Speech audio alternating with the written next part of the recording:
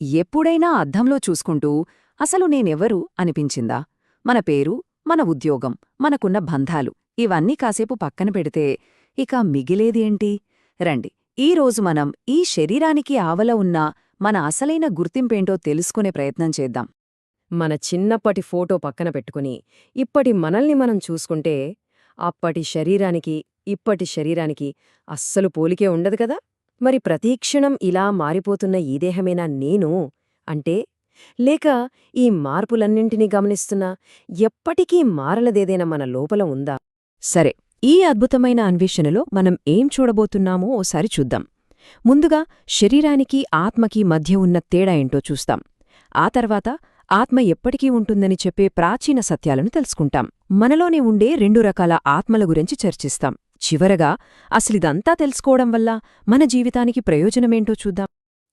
ఇక మన ప్రయాణంలో మొదటి అడుగు వేద్దాం. అసలు ఈ శరీరం, ఆత్మ ఈ రెండు ఒకటేనా లేక వేర్వేరా?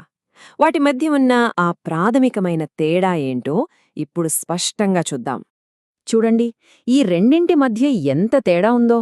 మన శరీరం అదొక ప్రవహించే నది లాంటిది. బాల్యం, యవ్వనం, వృద్ధాప్యమంటూ నిరంతరం మారుతూనే ఉంటుంది, చివరికి ఆగిపోతుంది. కాని ఆత్మ అది ఒక కొండలాంటిది, స్థిరంగా, శాశ్వతంగా, ఎలాంటి మార్పు లేకుండా ఉంటుంది. దానికి పుట్టుకలేదు, మరణం అస్సలే లేదు. దీన్ని ఇంకా సింపుల్గా అర్థం చేసుకోవాలంటే ఒక ఉదాహరణ తీసుకుందాం. ఈ శరీరం ఒక కారు అనుకుంటే ఆత్మ దాన్ని నడిపే డ్రైవర్ అన్నమాట.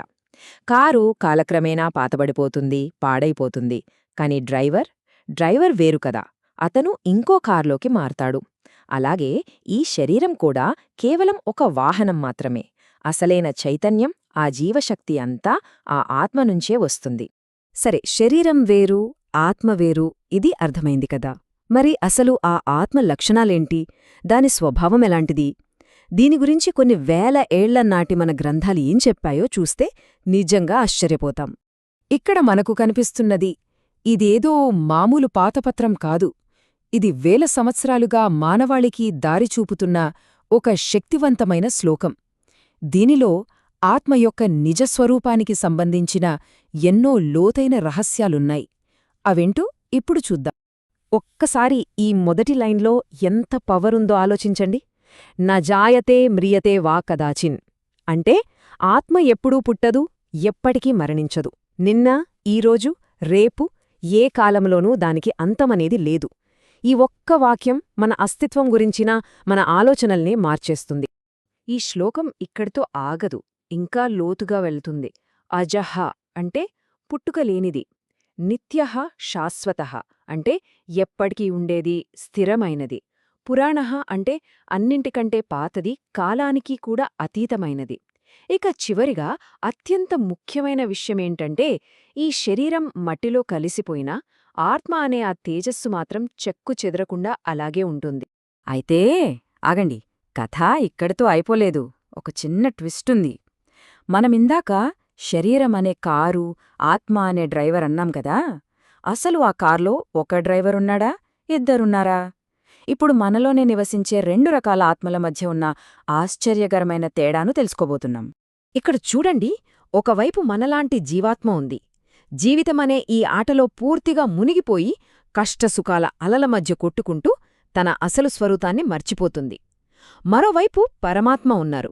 ఈయన ఒక నిశ్శబ్ద సాక్షి, మన ప్రతి పనిని గమనిస్తూ పూర్తి జ్ఞానంతో ప్రశాంతంగా ఉంటారు. ఒకే శరీరంలో ఉన్నా ఈ రెండింటి అనుభవం మాత్రం ఎంత వేరుగా ఉందో కదా. ఈ కాన్సెప్ట్ కొంచెం కష్టంగా అనిపించొచ్చు, కానీ దీన్ని అర్థం చేసుకోవడానికి ఒక చాలా అందమైన రూపకం ఉంది. మన శరీరం ఒక చెట్టు అనుకోండి. ఆ చెట్టుమీద 2 పక్షులున్నాయి.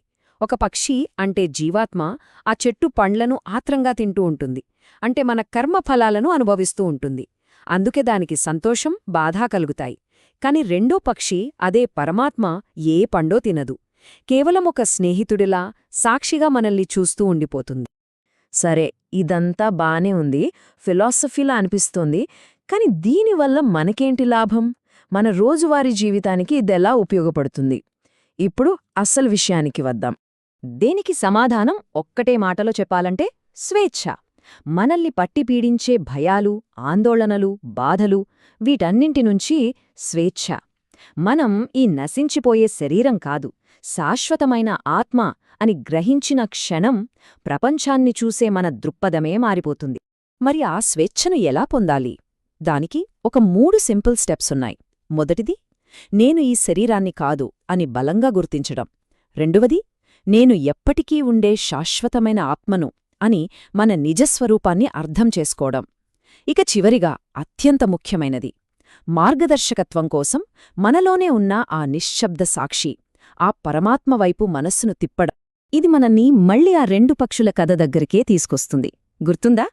ఆ పండ్లు తినే పక్షి ఎప్పుడైతే తన కష్టాల్లో మునిగిపోయి పక్కనే ప్రశాంతంగా ఉన్న తన స్నేహితుడైన రెండో పక్షివైపు చూస్తుందో తక్షణమే దాని బాధలన్నీ మాయమైపోతాయి.